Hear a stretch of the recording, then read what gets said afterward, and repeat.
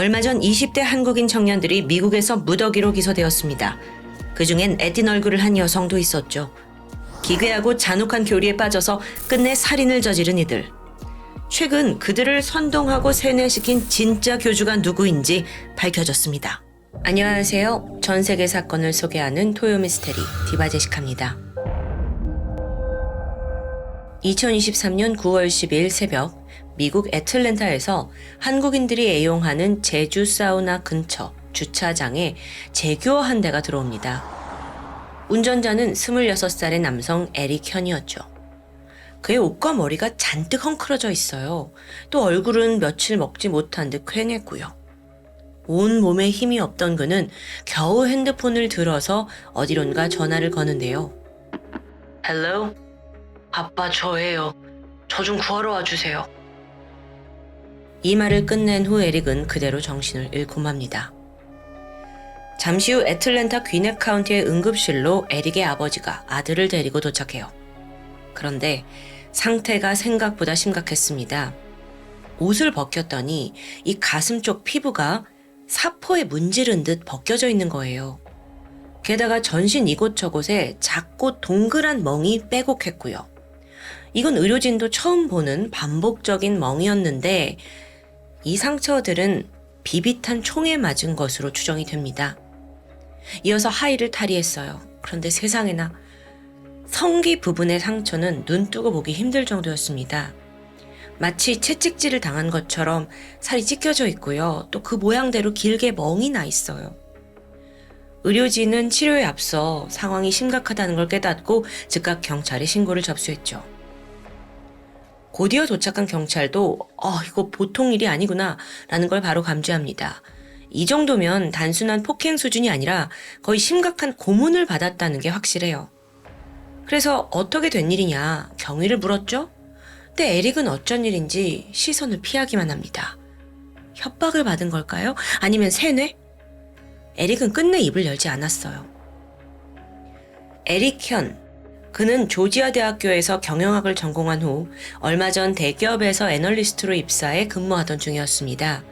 그러니까 프로필만 봤을 때는 전문직에 종사하는 번듯한 엘리트인 거예요. 실제로 주변에서도 예의 바르고 공부 잘하는 청년이다 라고 소문이 자자했고요. 경찰은 그가 고액 연봉자다라는 걸 토대로 계좌 내역을 조회하게 되거든요. 그런데 놀랍게도 통장 잔고는 완전히 바닥입니다. 확인해보니 수천만 원의 거액을 누군가에게 꾸준히 송금하고 있었어요. 또 매달 1,000만 원이 넘는 카드 대금까지 월급이 들어오는 족족 다 빠져나가고 있었고요. 그럼 그 돈은 다 어디로 갔을까요? 확인해보니 모두 한 곳으로 흘러들어가고 있었습니다. 그건 바로 한인교회를 운영하던 이 목사의 가족들이었죠. 더 충격적인 건 에릭 본인의 명의로 된 타운하우스조차 실제 거주자는 이 목사의 가족들이더라고요. 여기까지 파악한 경찰들은 그들이 이제 목사이고 하다 보니 사이비 종교 범죄가 아닌가라고 의심합니다. 뭔가 신도한테 폭행과 가스라이팅을 해서 금전적인 이익을 얻어내는 그런 전형적인 패턴이 읽히니까요. 그렇다면 에릭은 지금 사이비 종교에 착취당한 그런 피해자이냐? 여러분, 이 사건 그렇게 단순하지 않습니다. 몇 분 전에 에릭이 사실 아버지와 함께 병원에 도착했을 때 아들의 상태를 알게 된 아버지는 어쨌든 치료 과정을 계속 지켜보고 있었어요. 근데 잠시 정신을 차린 아들이 아버지한테 조용히 부탁을 합니다. 아빠, 제 가방이랑 노트북이 차에 있어요. 그것 좀 가져다 주세요. 이 말을 듣고 아버지는 노트북 아무래도 차 안에 있으면 위험하잖아요. 그리고 또 아들이 항상 노트북을 이제 챙겨서 일을 했기 때문에 그래 내가 당장 갖다 주마 하고 다시 제주 사우나로 그 주차된 아들의 차로 향합니다. 잠시 후 아버지는 노트북을 챙겼죠. 그런데 순간 이 주변에서 심한 악취가 느껴지는 거예요. 이게 쓰레기 냄새라기엔 너무도 고약한 무슨 썩은 생선 냄새 같달까요? 순간 아버지는 트렁크로 향했고 문을 열었는데 너무 놀란 나머지 다리가 굳어버립니다. 그 안에 있던 건 반쯤 부패한 여성의 시신이었습니다. 눈에 띄는 건 그녀가 입고 있던 바지에 SOC라는 뜻 모를 스펠링이 적혀 있었죠. 신고를 받은 경찰이 도착했고 잠시 후 시신을 수습해서 정밀부검을 의뢰합니다. 그 결과 사망자는 20대 후반에서 30대 초반의 아시아계 여성이다라고 판명이 되었죠. 충격적이게도 사망 원인이 뭔지 아세요? 장시간에 걸친 구타와 영양실조였습니다. 심지어 이 시신을 불에 태우려고 한 흔적까지 있어요. 그러니까 이거 분명 범행을 은닉하려고 한 정황이겠죠. 정리해보자면 지독한 고문을 당한 채 병원에 실려온 에릭, 그리고 그의 차 트렁크에서 발견된 여성 시신. 그녀 역시 고문의 흔적이 뚜렷해요. 이거 도대체 무슨 상황이냐고요. 해결의 열쇠는 당연히 에릭이 쥐고 있습니다. 그래서 경찰이 찾아가는데 여전히 이 사람이 이런저런 핑계를 대면서 입을 열지 않아요. 우물쭈물하는 거죠. 그런 에릭에게 경찰은 다 알고 있다는 듯 시신 사진을 내밀었는데요. 그제서야 에릭의 표정엔 변화가 생겼습니다. 모든 게 끝났다는 듯 고개를 떨구더니 잠시 후 사진의 한 곳을 가리킵니다. 그 바지에 적혀있는 SOC 스펠링이었어요. 그는 후회스럽다는 듯 고백했습니다. SOC, 이건 Soldiers of Christ, 이거의 약자입니다. 저는 그리스도의 군사예요. 고문을 당한 게 아니라 입교 의식이었고요. 모든 건 신의 뜻이었습니다. 그러니까 에릭은 단순한 고문의 피해자뿐만 아니라 그 또한 사이비의 일원이었던 겁니다.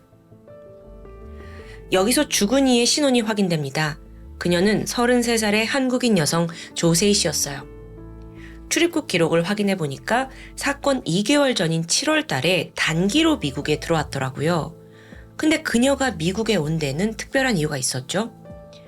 사실 세희 씨가 한국에서 성범죄를 당하고 나서 그 트라우마로 힘들어하고 있었습니다. 심각한 우울증에 걸려서 하루하루 버티고 있었는데 그런 딸을 보다 못한 엄마가 뜻밖의 제안을 하게 돼요.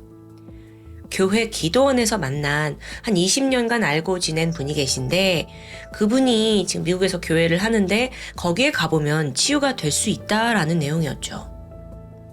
그 엄마의 지인이라는 사람은 54살의 이미희였습니다. 그녀는 7년 전에 기독교 목사였던 남편을 따라 미국에 갔고 거기에서 한인교회를 운영하고 있었죠. 이 세희 씨가 트라우마로 힘들어한다는 사연을 듣더니 이미희가 이제 선뜻 돕겠다고 나선 겁니다. 근데 방법이 좀 독특해요. 미국에 있는 자신의 집으로 와서 함께 생활을 하고 성경과 기도를 하면 상처가 치유된다는 거예요. 세희 씨는 망설였는데요. 또 이미희가 사모잖아요. 목사님의 이제 와이프. 그러다 보니까 오케이, 제가 한번 믿어보겠습니다 하고 미국행을 선택한 것 같아요. 제 생각에는 어쩌면 이 한국이라는 현실에서 좀 벗어나고 싶었을 수도 있겠죠. 그렇게 2023년 7월 세희 씨는 어머니와 함께 미국에 도착했습니다. 그런데 걱정과 달리 이 목사님 부부, 목사님 자식들 다 한없이 친절한 거예요. 세희 씨를 두 팔 벌려 환영했고 또 그녀의 고통을 공감해주면서 같이 울어줍니다. 그래서 원래는 며칠만 있다 가려고 했거든요. 근데 마음 바꾸고 좀 더 머물기로 결정했죠. 어머니도 딸의 결정을 존중하면서 혼자 한국으로 돌아가셨고요. 그렇게 세희 씨는 새로운 환경과 새로운 교회에서 마음의 치유를 간절히 바랬지만 안타깝게도 2달 만에 차량 트렁크에서 싸늘한 주검으로 발견된 겁니다. 다시 사건으로 돌아와서 경찰은 에릭과 조세희 씨, 이 두 사람이 다니던 교회에 초점을 맞춰요. 그러고 보니까 교회 건물이 따로 있는 건 아니었고요. 로렌스빌에 있는 일반 주택이 이들의 주거 공간이자 또 가정교회의 본거지였던 거예요. 일단 이 집에 총 9명이 살고 있었어요. 모두 혈연, 지연, 학연으로 묶여 있는데 이 목사와 그의 아내 이미희, 그리고 이 부부에게 3아들이 있었습니다. 큰아들 26살 이준호, 둘째 22살 이준현, 막내 아들 15살 이준영이었어요. 거기에 더해 한국에서 온 사촌 26살의 남성 이과원도 있었고요. 또 큰아들 이준호의 약혼녀 25살 이현지, 또 마지막으로 이준호의 고교 동창인 에릭, 한국에서 치료차 온 세희 씨까지 총 9명이 합숙을 한 겁니다. 이게 좀 다소 이상하죠. 뭐 가족의 친척까지는 당연하겠지만 아들의 여친하고 동창까지? 또 세희씨까지? 어쩌면 전형적인 소규모 사이비 집단의 합숙지가 아닌가 싶은데요. 시신이 발견된 그날 밤 경찰은 바로 이들의 집을 급습합니다. 문을 두드리자 모습을 드러낸 건 장남 이준호였어요. 내부를 보니까 생각보다 소박해요. 단층집에 미니멀한 인테리어, 또 곳곳에 십자가랑 성경책이 비치되어 있더라고요. 특이한 점이 있었다면 이 집안 전체 한국어 찬송가가 아주 큰 소리로 울려 퍼지고 있었다는 점입니다. 경찰이 들이닥치고 그들을 마주했을 때 이준호는 전혀 당황하지 않았습니다. 굉장히 매너 있고 침착하게 행동해요. 그래서 경찰이 물었죠. 이 집에 조세희라는 여성이 머물렀습니까? 그랬더니 이준호는 그분 몇 주 전에 한국으로 돌아갔어요. 라고 아주 태연하게 대답하는 거예요. 자, 이어서 내부 수색이 진행됐죠. 각 방들, 욕실, 주방까지 다 확인을 했는데 뭐 특이점은 딱히 발견되지 않았습니다. 마지막으로 지하실을 남겨두고 경찰이 계단을 내려가려던 그때 갑자기 이준호가 앞을 막아서더니 말해요. 여긴 그냥 평범한 지하실이에요. 세탁기밖에 없어서 볼 필요가 없으실 텐데. 지금껏 그렇게 매너 있던 태도와 달리 이준호가 초조함을 보이자 경찰들은 직감합니다. 바로 뿌리치고 내려갔어요. 그랬더니 지하실에서 둘째 아들, 그리고 그 사촌 이가원, 그리고 형의 여친이란 이연지, 이 세 사람과 딱 맞닥뜨려요. 이 세 사람이 바닥에 쭈그려 앉아서 뭔가를 막 닦아내고 있는 거예요. 이미 바닥은 물기와 표백제로 질척거렸죠. 그리고 또 공기 중에는 코를 찌르는 그 화약약품, 표백제 냄새가 진동합니다. 경찰이 추궁하기도 전에 이준호가 먼저 나서서 설명을 합니다. 자신들은 그리스도 군사들로 칭하는 집단이고 이 지하실 공간은 영적 훈련을 하는 곳이래요. 그래서 가족인 우리의 신도들이 지금 예배실을 청소하고 있는 것뿐이라는 거죠. 경찰은 그 말을 가볍게 무시하고 바닥에 남아있던 혈액 샘플을 수거합니다. 동시에 벽면과 의자에 튀어있는 혈흔도 확인했죠. 한편 또 다른 수사관은 이 집 밖에서 막내 아들 이준영과 마주합니다. 막내 아들이 박스에 뭔가를 담아가지고 급히 쓰레기통에 버리고 있더라고요. 그래서 얼른 가서 당신 그 안에 든 게 뭐냐? 라고 물었죠. 그랬더니 이준영이 경찰과 눈조차 마주치지 못하고 막 더듬는 거예요. 그래서 즉각 그 쓰레기통 뚜껑을 열어 뒤져봤죠. 그 안에는 피 묻은 판자와 여성용 파자마 잠옷 바지가 혈흔이 묻은 채 발견됩니다. 경찰은요, 지금 지하실에서 증거를 인멸하려는 정황 있었죠. 그리고 또 쓰레기통에서 발견된 이 수상한 물건들을 토대로 장남 이준호, 둘째 이준현, 막내 이준영, 그리고 집에 함께 있던 그 사촌 이가원, 약혼녀 이연지까지 모두 그 자리에서 체포했어요. 5명 체포한 거죠. 그런데 그 당시 어머니 이미희와 아버지 이지용은 집에 없는 상황이었습니다. 알고 보니까 이 부부가 다른 호텔에 머물면서 몸을 숨기고 있었던 것 같아요. 그래서 그들도 찾아내는데 아버지 이지용 목사는 직접적으로 고문에 가담했다 또는 증거를 인멸했다라는 증거가 없어서 오직 어머니 이미희만 체포됩니다. 동시에 병원에 입원 중이던 에릭 현 또한 조세희 씨 죽음에 관련된 것으로 판단이 되면서 퇴원한 직후 바로 체포되었죠. 이렇듯 살인 혐의로 총 7명의 용의자를 확보한 상황입니다. 이제 남은 건 사건의 진상을 파악해야 돼요. 근데 용의자들이 하나같이 똑같은 대답을 하는 거예요. 자기들은 그저 종교적인 의식을 했다는 거죠. 이거는 살인이 아니라 수행 중에 발생한 안타까운 사고라는 주장. 이렇듯 가족이 모두가 입을 굳게 다문 상황에서 경찰은 이들의 핸드폰을 압수합니다. 그리고 카카오톡을 통해서 나눈 그 대화를 하나하나 대조하면서 숨겨진 진실을 파헤치는데요. 과연 이 가족 중에 리더, 그러니까 사이비의 교주는 누구였을까요? 놀랍게도 그리스도의 군사들을 설립한 사람은 큰아들 이준호였습니다. 그는 목사 부모 밑에서 정말 독실한 기독교를 믿으며 자랐어요. 그러다가 어릴 적, 초등학교 때부터 자기 눈에 사탄과 마귀가 보이기 시작한다고 주장한 거죠.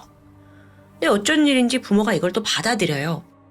그러면서 이준호는 점점 나의 기도로 병을 고칠 수 있다라는 주장까지 펼칩니다. 성인이 되고 나서는 기존 교회 체제에 불만을 품고 자기만의 독립적인 조직을 만들게 되는데요. 그게 바로 그리스도의 군사들이었던 거죠.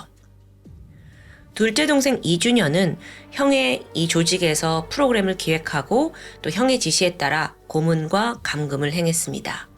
막내 동생도 15살이긴 했지만 모든 것에 다 참여를 했어요. 하지만 다소 자범물을 맡았던 것으로 보이고요. 그렇다면 가족관계가 아니었던 이준호의 약혼녀 이현지는 어쩌다가 이 단체에 합류하게 된 걸까요?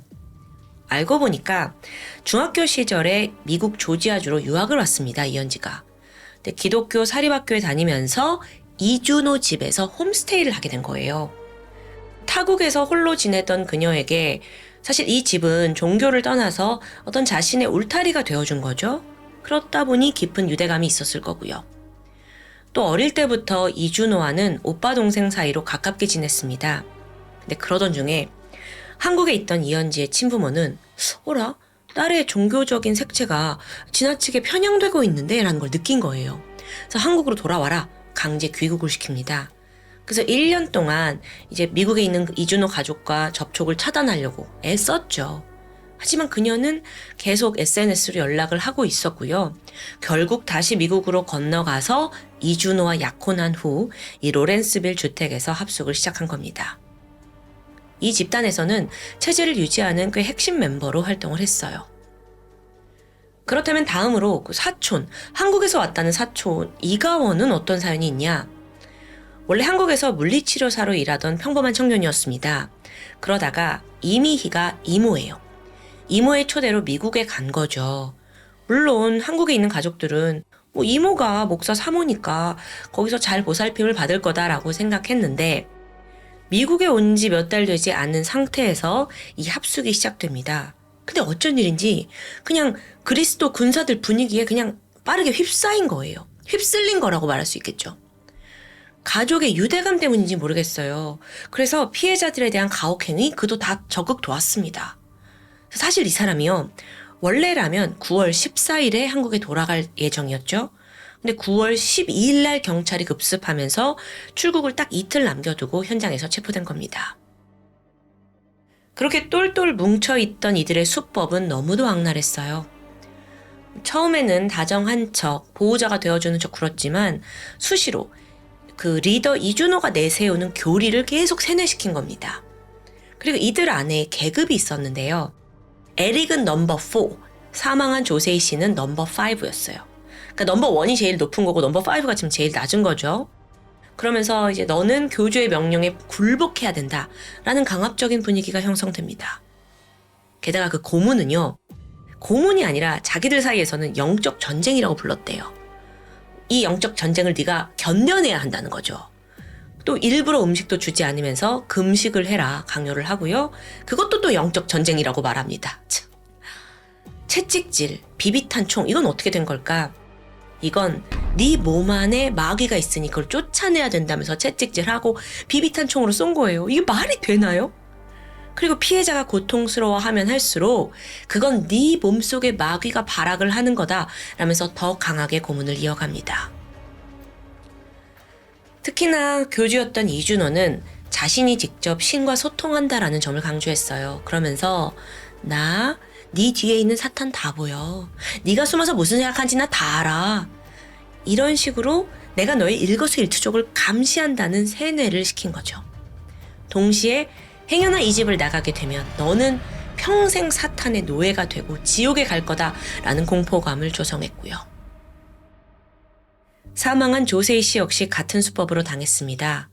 처음 미국 왔을 때는 정말 평범한 하루하루 기도하고 성경 읽고 근데 어느 날부터 이제 어머니가 귀국을 했잖아요. 혼자 남은 때부터 상황이 급변합니다. 이준호가 뭔가 성경 공부로 치장한 이상한 오리엔테이션을 하는 거예요.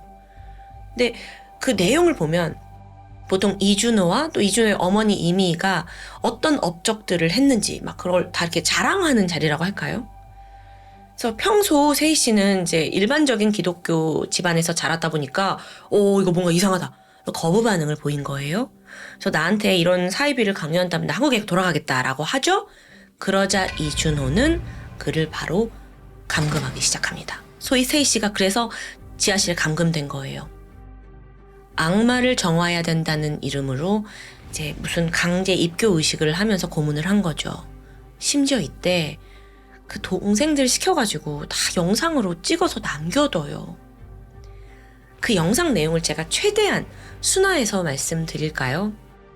이준호를 필두로 해서 이 가해자들이 돌아가면서 세희 씨를 학대합니다. 먼저 굉장히 힘든 자세를 취하게 만들었는데요. 양손 뒷짐지고 정수리 땅에 박고 엉덩이 올려서 이렇게 역 V자 형태로 지탱하게 만드는 거죠. 이거 보통 한국에서는 이제 원산폭격 자세다라고 하는데 이거 군대에서나 하는 거예요. 근데 이렇게 정수리가 머리에 박힌 채로 지탱을 하면 목뼈가 부서질 듯한 고통이 느껴지잖아요. 근데 그 와중에 찬송가를 부르래요. 그리고 또 세희 씨가 이제 자세가 무너지거나 하면 채찍으로 내려쳤고요. 그렇게 고통스러워하는 그녀를 또다시 얼음물이 담긴 아이스박스에 강제로 집어넣습니다. 뿐만 아니라 금식을 해야 된다면서 물과 음식도 주지 않았고요. 세희 씨가 제발 빵 한 조각만 달라, 나 너무 배고프다 라고 했지만 오히려 돌아오는 건 폭행이었습니다. 결국 여기서 세희 씨는 31kg까지 살이 빠지면서 정말 앙상하게 뼈만 남게 돼요. 아무리 이게 종교의식이다라고 지들이 주장을 해도 저는 정말 도저히 상식적으로 이해할 수가 없다고 생각해요. 그렇게 버티고 버티던 세희 씨가 딱 한 번 탈출한 적이 있어요. 경계가 느슨한 틈을 타서 지하실 문이 열려 있는 거예요. 미친 듯이 위층으로 올라갔죠. 근데 이때 누구랑 마주쳤냐? 이지용 목사였습니다. 이 집의 아버지요. 그래서 목사님 제발 저 살려주세요. 저 가게 해주세요. 빌었죠. 그런데 이 목사의 표정은 차가웠습니다. 아무런 보호 조치를 취하지 않아요. 참고로 그 목사는 기소가 되지 않았습니다. 근데 사실상 같은 집에 있었고 무슨 일이 벌어졌는지 다 알고 있었거든요. 그러니까 방관자나 마찬가지예요. 이 사람이 정말 죄가 없는지 저는 의문이 드는데 어쨌든 세희 씨는 다시 지하실로 끌려갔어요. 그리고 이후로 단 한 번도 지하실 밖으로 나오지 못한 채 죽음을 맞이했죠. 경찰이 입수한 그 핸드폰 대화 내용으로 짐작컨대 세희 씨는 8월 18일 새벽에 사망한 것으로 추정됩니다.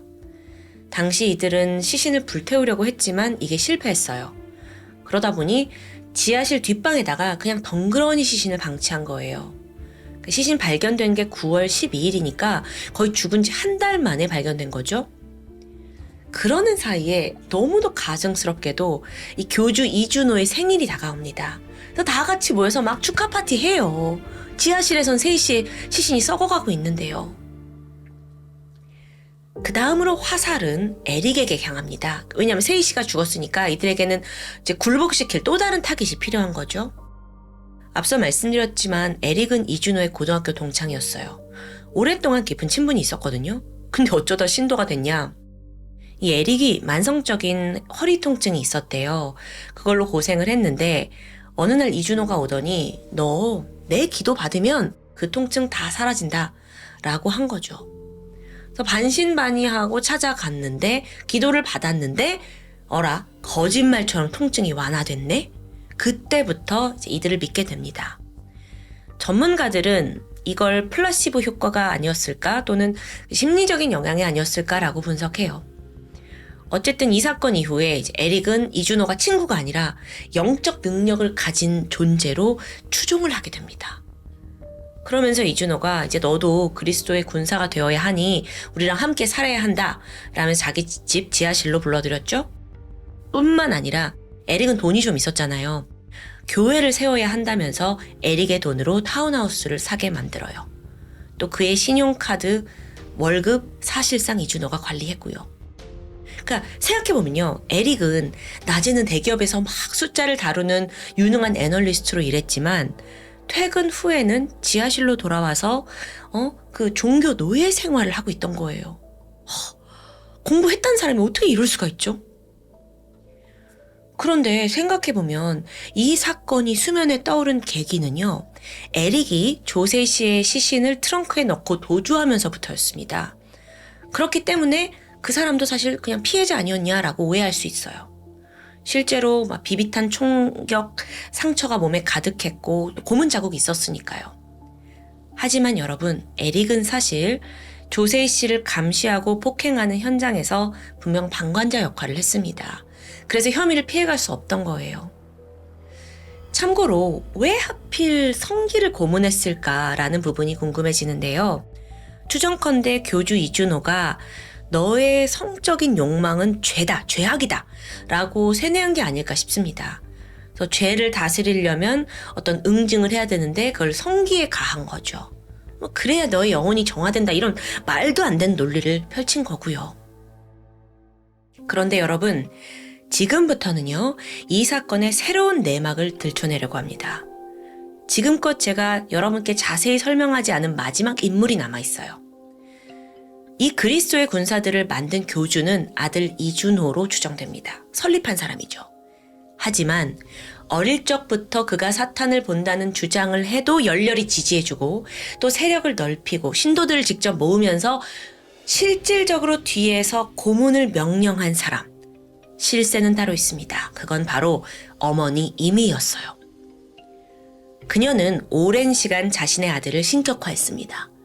동시에 둘째와 막내 아들한테 큰형을 도와서 이 그리스도의 군사들에 적극 동참하도록 만들기도 했죠. 어쩌면 이준호의 그 약혼자 이연지도 어릴 적부터 이 집에서 계속 살았잖아요. 그래서 이미의 영향을 많이 받았다고 볼 수 있습니다. 즉, 모든 것의 근원은 사실상 엄마 이미로부터 시작된 거죠. 그래서 보니까 그 이준호가 내세운 교리, 훈련 방식 이런 상당 부분이 어머니 이미가 가지고 있던 신비주의적인 종교관에서 비롯되었다라는 게 밝혀집니다. 실세는 엄마였던 거예요. 게다가 경찰이 확보한 카카오톡 내용을 보니까 이미가 이 피해자들의 상태를 하나하나 다 보고받고 있었어요.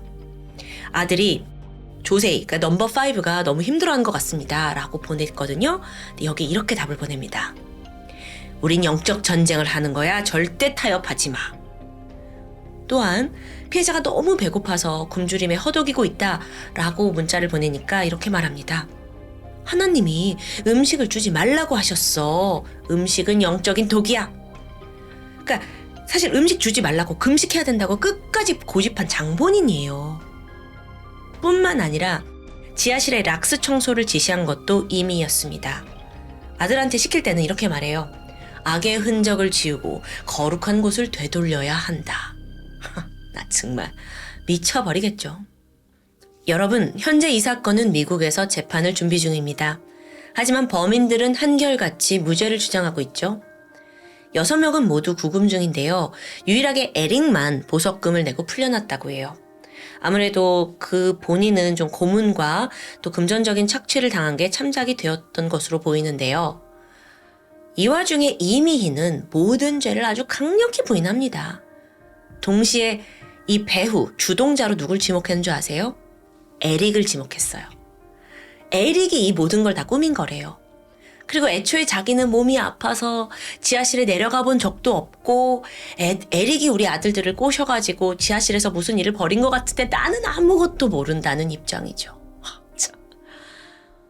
그렇게 전능한 사람처럼 굴다가 법 앞에서는 무력한 노인으로 둔갑한 게 정말 꼴사납지 않나요? 한편 이준호는 재판에서 하나님의 나라를 건설하기 위한 12명의 제자를 모집했다라는 계획이 드러납니다. 그는 여전히 피해자 조세희 씨가 스스로 우리의 멤버가 되기 위해 들어왔고 모두 사전에 합의된 종교적인 훈련을 받은 거다라는 주장을 굽히지 않아요. 그 과정 중에 안타깝게 사고로 죽었지만 처음부터 그럴 의도는 아니었다는 거죠. 그의 약혼녀 이현지 씨는 사실 조세희 씨가 가장 심한 고문을 당하고 사망했을 당시 자기는 한국에 있었다라는 알리바이를 내세웁니다. 그리고 설령 가담했다 하더라도 자기는 이준호와 이미의 지시를 거절할 수 없는 위치였고 직접적인 폭행은 하지 않았다라고 주장했죠. 사촌 이가원은 나는 그냥 휴가차 이모네 집에 온 것뿐이다. 근데 가족들의 행동이 범죄인지 모르고 그냥 가족 행사의 일종으로 오해했다고 말합니다. 아니, 한 사람을 고문하고 때리는 게 뭐 어떻게 가족 행사가 되는지 난 모르겠지만 어쨌든 그는 자기는 영어도 서툴고 미국 사정을 몰라서 신고를 못했다라고 주장합니다.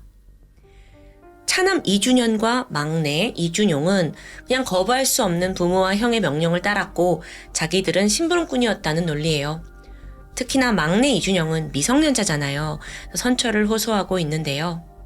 지금 여기까지만 보면 그 누구도 죄는 없다라는 식입니다. 피해자 유가족 입장에선 너무도 황당하겠죠. 미국 검찰이 명시한 기소장을 보면 어머니 이미희가 아들들에게 지시를 내리고 범행을 조율한 배후 조종자이다라고 명확히 명시되어 있습니다. 과연 이들의 최후가 어떻게 될지 여러분과 함께 지켜보려고 합니다. 지금까지 토요미스테리 디바제시카였습니다. 오늘 사건은 미국에 살고 있던 나름 성공한 한인 이민 가족에게 벌어진 비극입니다. 상당히 끔찍한 범행에도 불구하고 한국에는 크게 보도되지 않았더라고요. 참고로 저는 개인적으로 20대 초반을 미국에서 살아본 경험이 있는데요. 그래서 그런지 그 이민자들의 애환을 조금은 알고 있다고 생각합니다. 약간 여기가 이제 내 나라가 아니다 보니까 늘 좀 미국에 얹혀 사는 느낌이 들어요. 그래서 같은 민족인 한국 사람들끼리 좀 도와주는 걸 미덕으로 여기고요. 그건 뭐 한국에 사는 다른 외국인들도 마찬가지일 겁니다. 하지만 내 식구, 내 동포를 챙기려다 결국 그 누구도 막지 못한 참극이 벌어졌습니다. 미국 조지아주 애틀랜타 교회에 위치한 노크로스 지역에는 한인회관이 자리를 잡고 있습니다. 애틀랜타에는 약 5만 명 정도의 교민이 살고 있는데요. 이 한인회관이 그들 커뮤니티의 중심지 역할을 하고 있는 거죠. 그만큼 그 일대에는 마트, 식당, 교회, 한인 밀집 시설이 형성이 되어 있고요. 또 더불어 여기 주변에 사는 한국 사람들도 상당수 존재합니다. 이러면서 소위 한인타운이 형성이 되는 거예요. 바로 이곳에 한 한국인 부부가 한국식 찜질방, 수정 사우나를 개업하게 됩니다. 그들은 64세의 남편 강병옥 씨와 61세의 아내 백금희 씨였어요. 미국은요, 보통 밤 늦게까지 영업하는 곳이 그리 많지 않습니다. 그나마 술집이나 클럽 정도인데 이것도 주마다 다르긴 해도 거의 한두 시면 문을 닫아요. 그런데 수정 사우나는 이 미국에서 너무 파격적이게도 24시간 운영을 시작합니다. 심지어 그 안에는 원스톱 케어 서비스가 준비되어 있었어요. 네일샵, 스킨케어, 마사지, 헤어샵까지 다양한 시설이 마련되어 있던 거죠. 즉 그만큼 규모가 꽤 있는 곳입니다. 게다가 진짜 하이라이트는 찜질방인데 이게 좀 미국에서 보기 힘든 한국식 시설이잖아요. 그러니까 지역 교민들은 고향 생각난다 라면서 막 환호했고 또 동시에 현지인들도 너무 좀 이국적이지 않냐 체험을 하겠다면서 모여들었고 그렇게 주목을 받습니다. 개업 초기 수정 사우나는 그냥 말 그대로 대박이 났어요. 심지어 주말이면 몇 시간 운전을 해서라도 다른 곳에 살고 있는 한국인들까지 막 몰려드는 거예요. 그렇게 매일매일 대기 줄이 길게 늘어졌고요. 사우나 매출은 초반부터 빠르게 성장했죠. 돈이 막 들어오는 겁니다. 여기서 잠시 사장 부부에 대해서 살펴볼게요. 아내 금희 씨는 20대 초반 홀로 미국으로 이민을 왔습니다. 젊은 시절에는 엘라베마에 있는 미군 기지 근처에서 마사지 업소를 운영하면서 돈을 벌게 돼요. 근데 사실 이 업소가 업종은 마사지였지만 실제로는 성매매가 이루어지던 곳입니다. 금희 씨 전략이 뭐였냐? 한인들이 더 많이 사는 뉴욕과 LA에 가서 일할 수 있는 중년 여성들을 스카우트 해왔고 그녀들을 성매매에 투입해요. 본인은 가게 장부와 회계 그리고 이 여성들의 관리를 맡으면서 사업을 키워간 거죠. 그렇게 금희 씨의 불법 업소 꽤 많은 돈을 벌어다 줬습니다. 근데 시간이 지나니까 소위 포주라는 이 과거를 좀 청산하고 싶었던 거예요. 어떻게 해야 좀 깨끗한 사업을 하지? 남들한테 자랑할 만한 사업을 하지? 그래서 다음으로 움직인 게 한인들이 모여 사는 애틀랜타로 가요. 여기서 한식당을 열게 된 거죠. 근데 사업이 이번에도 대박을 칩니다. 특히나 금희 씨가 만든 김치찌개가 인기 메뉴였대요. 맛집으로 소문이 나면서 문전성시를 이뤘죠. 이때 이 식당을 자주 찾던 단골 손님 중 한 명이 강병옥 씨였습니다. 남편이요. 이 금희 씨, 백금희 씨는 좀 다소 드센 성격이었는데 이와 달리 강 씨는 굉장히 유하고 차분한 편이었어요. 두 사람이 이제 다른 성격을 극복하고 데이트를 시작하면서 가까워졌고요. 어느새 결혼까지 꼬리냈죠.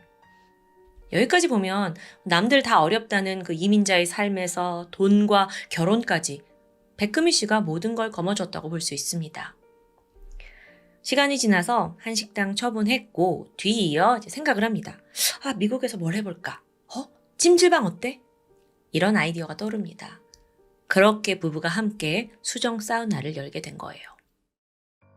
자, 그런데요. 좀 더 정확히 이제 설명을 하자면 이 사업이 단순히 부부만 연관된 게 아니었어요. 지분 관계를 보면 백금희 씨의 가족들도 각자 투자를 한 거예요. 금희 씨의 남동생인 59세 백정수, 그리고 여동생인 58세 백금숙, 그리고 또 금숙 씨의 남편 55세 김태열 씨까지 이 가족들은 백금희 씨의 수완이 뛰어나다는 것을 알고 있었고 이에 전체가 사우나 사업에 동참하게 된 겁니다. 돈을 내기도 하고 또 돌아가면서 가게를 봐주면서 같이 수익을 낸 거예요. 가족 사업이 된 거죠. 여기서 잠시 그 남동생 백정수에 대해 더 알아볼 필요가 있습니다. 그는 1980년대 후반 누나의 권유로 미국 이민을 오게 됩니다. 근데 그 당시 금희 씨가 마사지 업소를 하고 있었어요. 백정수가 이 업무를 도와줬고요. 그걸로 약간의 용돈을 받아서 생활했는데 사실 유흥까지 즐기기에는 턱없이 모자랐어요. 더 많은 돈을 벌고 싶다는 욕심이 있던 백정수는 결국 또 다른 한인 밀집 지역인 루이지애나 뉴올리언스 메테리 지역으로 이사를 합니다. 그러니까 혼자 이쪽으로 간 거예요. 여기서 청소 용역업체의 또 매니저로 고용이 되면서 나름 자리를 잡는 듯 했어요. 근데 불과 1년 만인 1989년 예기치 못한 총격 사건이 벌어집니다. 백정수가 이때 오른쪽 눈을 잃게 돼요. 우여곡절 끝에 사건은 무죄로 종결됐지만 문제가 있었습니다. 백정수가 이 지역 한인들의 따가운 눈초리와 또 부상을 당했잖아요. 혼자 살아가기가 도저히 어려운 거예요. 그러다가 마침 누나가 야, 한국식 찜질방 해보자.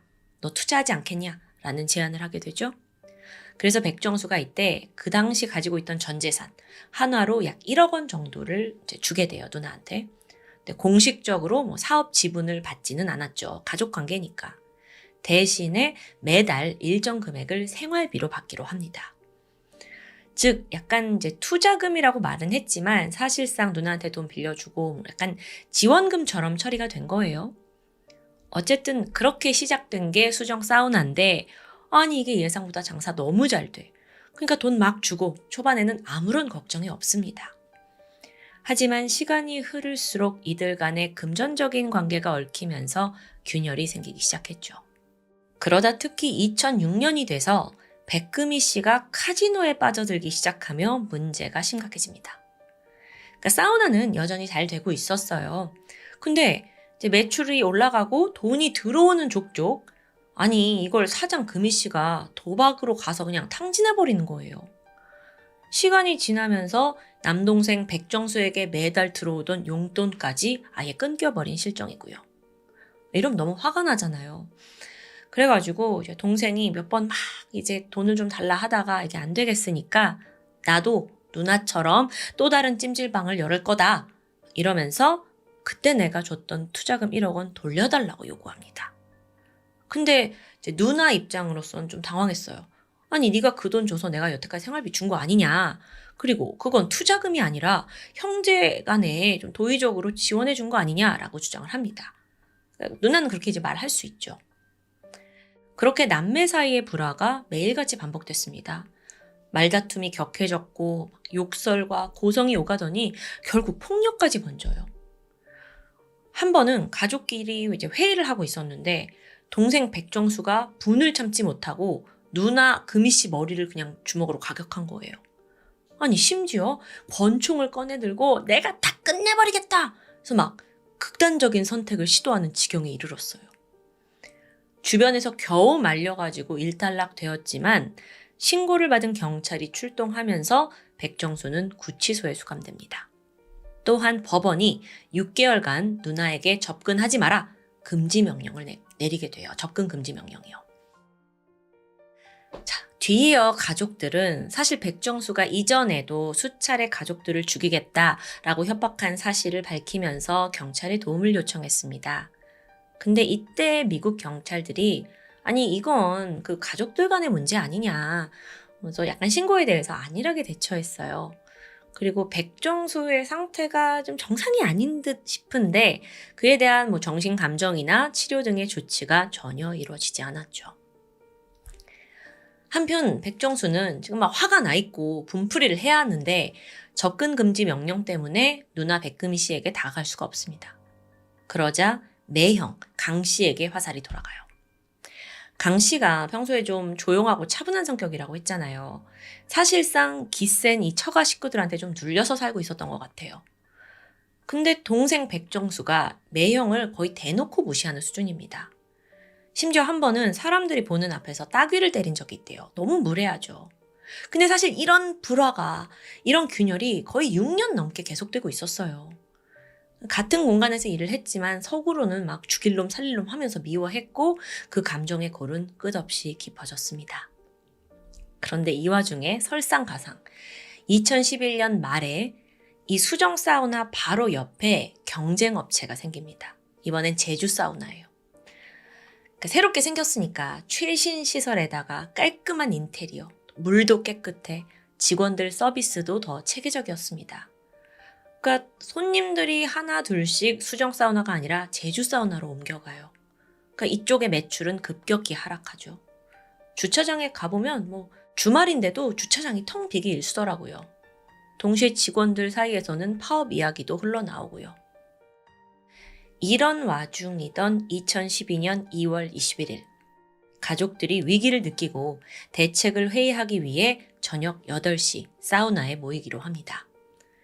당시 백정수를 제외한 모든 가족들이 모이게 돼요. 사장 금희 씨는 여동생 부부와 함께 네일샵에서 담소를 나누고 있었고요. 또 남편 강병욱 씨는 카운터에 앉아서 그날의 매출을 정리하고 있었죠. 뿐만 아니라 사우나 내부에는 약 20명 정도의 손님과 직원들이 있었습니다. 그러다 밤 8시 25분, 백정수가 사우나 문을 벌컥 열고 들어옵니다. 사실 이미 저녁 5시쯤에 누나와 한 차례 말다툼하고 이제 나갔다가 돌아온 거예요. 근데 사우나에 들어오자마자 카운터에 있던 매형한테 소리를 질렀죠. 내가 투자한 1억! 지금 당장 돌려달라고! 그러니까 백정수가 이렇게 언성을 높이니까 손님들이 다 쳐다보잖아요. 그래서 매형은 이제 눈도 많으니까 백정수를 네일샵 뒤에 있는 사무실로 가서 얘기하자 하면서 데려갔고 차분히 좀 이제 대화를 하자면서 의자에 앉게 됩니다. 그런데 이때 백정수가 바지에 숨겨둔 45구경 권총을 꺼내들어요. 그리고 바로 매형의 머리에 방아쇠를 당겼죠. 탕! 그러니까 강병욱 씨가요. 그렇게 의자에 앉은 채 현장에서 즉사했어요. 사방에 피가 뿌려졌고 순식간에 주변은 아수라장이 됐습니다. 이 총소리를 들은 놀란 금희 씨와 또 여동생 부부도 사무실로 막 달려왔어요. 그런데 백정수가 이들이 이제 사무실에 들어오자마자 바로 총질을 합니다. 탕! 탕! 이게 금희 씨 머리와 그 여동생 금숙 씨 몸통에 박혀요. 그렇게 두 사람 모두 사망합니다. 지금껏 단 3발의 총격으로 3사람이 모두 살해당한 거예요. 그나마 여동생 남편 또한 이후에 이제 복부에 총을 맞았는데 가까스로 이제 마사지 룸으로 도망쳤대요. 그리고 거기 있던 손님한테 신고 좀 해달라고 해가지고 도움을 요청하게 되죠. 자, 그러면 이제 보통 미국 경찰은요, 정말 뭐 신고한 지 몇 분 만에 온다고 합니다. 근데 이날만큼은 유독 30분이라는 꽤 긴 시간이 걸렸어요. 지금 이 가족 중에 유일한 생존자였던 여동생 남편은 그때까지도 이제 힘겹게 버티고 있었는데요. 결국 구급대가 오고 병원으로 이송되던 중에 과다출혈로 사망합니다. 그렇게 총 4명의 가족이 이 사우나에서 죽음을 맞이했어요. 근데 비극이 이게 끝이 아니죠. 미국 경찰이 사우나에 진입한 순간 백정수가 남아있던 한 발을 자신에게 겨눴습니다. 그렇게 결국 피해자와 가해자 포함해 일가족 모두가 사망하게 된 거예요. 경찰 조사 결과 대부분의 총상은 아주 가까운 거리에서 정밀하게 조준되었습니다. 이게 우발적 살인이 아니라 완벽하게 총도 준비해왔고 또 동선까지 계획한 살인임이 드러납니다. 수정 사우나 비극, 이 사건이 보도된 후 덩달아 지난 1989년 앞서 그 루이지애나 메테리에서 벌어진 총격 사건까지 주목을 받게 됩니다. 이게 무슨 말인가 싶은데 그때 백정수가 그 메테리에 있는 한인타운에 가서 사건이 연루됐다고 했잖아요. 피해자가 누구였냐면 청소업체 사장이던 54세 이상복 씨와 그의 두 아들 27세 이성태 씨, 26세 이만태 씨였어요. 백정수가 이제 이 회사의 매니저로 채용이 됐죠. 그리고 4사람이 한 팀을 이뤄서 아주 일도 잘하고 빠르게 가까워졌다고 합니다. 그래서 일이 끝난 후에도 개인적으로 어울리면서 술도 한잔하고 또 이따금씩 화투를 치면서 시간을 보내게 되는데요. 바로 이 화투가 모든 일의 원흉이 되었죠. 화투판이 단순한 놀이를 넘어서 큰돈이 오가는 도박판으로 변질된 겁니다. 처음에는 1센트, 5센트 하던 판이 나중에 1달러를 넘어서 10달러, 그러니까 대략 한 10,000원, 13,000원까지 껑충 뛰는 거예요. 백정수가 한탕을 기대하면서 계속 화투에 중독이 되는데 결국에는 자기 월급의 대부분을 탕진하고 말죠. 그냥 계속해서 지는 겁니다. 그러자 백정수가 피해망상에 빠지기 시작해요. 사장 이상복 씨 가족끼리 지들이 다 짜고 나를 속이고 있는 거야 라고 생각하는 거예요. 거기에 더해 이 어린 아들놈들은 나를 인간 이하로 취급한다 라는 생각까지 들면서 그는 살인을 결심하게 됩니다. 백정수가 성경책 중간을 정교하게 파냈어요. 그리고 그 안에다가 권총을 숨겼고요. 한 손에 그 성경을 들고 다른 한 손에 화투장을 들고 사장 상복 씨 집으로 향하게 되죠. 이날도 4사람이 화투를 쳤습니다. 평소처럼 간단한 안주에 맥주도 곁들였고요. 그날 백정수는 또 여전히 돈을 잃고 있었는데요. 순간 그는 성경책 안에 숨겨둔 권총을 꺼냅니다. 그리고 바로 앞에 있던 사장을 시작으로 해서 연달아 탕 두 아들에게까지 총격을 다 가한 거예요. 근데 이거요, 앞서 그 수정 사우나 때의 범죄와 굉장히 비슷한 패턴이 보여지죠. 그리고 나서 어떤 일이 벌어지냐면 백정수가 이들을 다 죽이고 총구를 자기한테 향합니다. 근데 그게 빗나가면서 혀 일부와 오른쪽 눈을 관통하게 돼요. 그래서 다친 거예요. 아니 근데 듣다 보면 너무 수정 사우나 사건과 유사해요. 단 3번의 총격으로 3사람을 살해했고 또 극단적인 시도까지. 아니 근데 앞서 무죄를 받았다고 했잖아요. 그게 어떻게 가능한가? 당시 사건을 담당했던 검찰은 이게 치밀하게 계획된 살인이라고 판단을 했어요. 그래서 1급 살인으로 기소를 하게 되죠. 근데 이때 백정수의 변호사가 정당방위를 주장합니다. 화투를 치던 도중 이 피해자들한테 폭행을 당했는데 심지어 사장 상복 씨가 총을 꺼내려 하는 걸 보고 본능적으로 그걸 막으려고 하다가 자기가 가지고 있는 총으로 쐈다라고 이렇게 밀어붙인 거예요. 물론 그날의 상황은 이 4명만 알고 있죠. 근데 3사람은 다 죽었어요. 그러니까 백정수 입장에서는 어떻게든 스토리를 만들어내려고 했을 겁니다. 근데 또 놀랍게도 이 주장의 일부 사실이 뒷받침됐어요. 뭐냐면 그날 상복 씨가 실제로 의자 밑에 총을 숨겨뒀더라고요. 이걸 쏘려고 했는지 아닌지 모를지언정 총은 있었어요.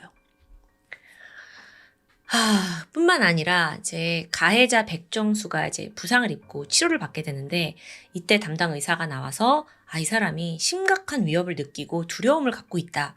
심리 상태를 말해줍니다. 근데 사실 이것만으로 정말 무죄를 받을 수 있나? 라는 생각이 드는데 결정적인 게 또 있었죠. 그 당시 뉴얼리언스 한인 사회에서 대대적으로 탄원서를 제출해 준 거예요. 실제 죽은 피해자들이 평소 백정수를 무시하고 괴롭힌 걸 내가 봤다. 그 정황 맞다 하면서 정당 방위가 맞을 거다라고 백정수를 지지해 준 겁니다. 거기에 더해 다른 주에 있던 누나 금희 씨도 이 동생의 석방을 위해서 구명운동에 적극 나섰고요. 나중에 밝혀진 바로는 피해자들이 백정수를 괴롭힌 거나 무시한 사실이 없대요. 오히려 혼자 사는 그를 알뜰히 챙겨주었다고 하는데 주민들도 이걸 모르지 않았지만 그래도 같은 고국 사람인데 산 사람은 살고 해야지 하면서 백정수를 어떻게든 무죄 받도록 감싸준 겁니다. 그렇게 결국 배심원단은 백정수에게 무죄를 선고했어요. 하지만 그게 과연 옳았을까요? 그가 한인사회와 누나의 도움으로 무죄를 받은 건 거의 기적 같은 일이에요. 그런데 그렇다 보니 백정수가 법의 무서움을 가볍게 여기기 시작한 거죠. 더 방탕해졌고 폭력적인 성향도 강해집니다. 결국 그 전의 사건이 그를 살린 게 아니라 더 큰 범죄자를 만들어낸 꼴이에요. 정의가 외면당한 것에 대한 비극적인 결과라고 생각합니다. 애틀랜타 한인사회에서 벌어진 수정 사우나 일가족 사망 사건. 여러분은 어떻게 보시나요? 지금까지 토요미스테리 디바제시카였습니다.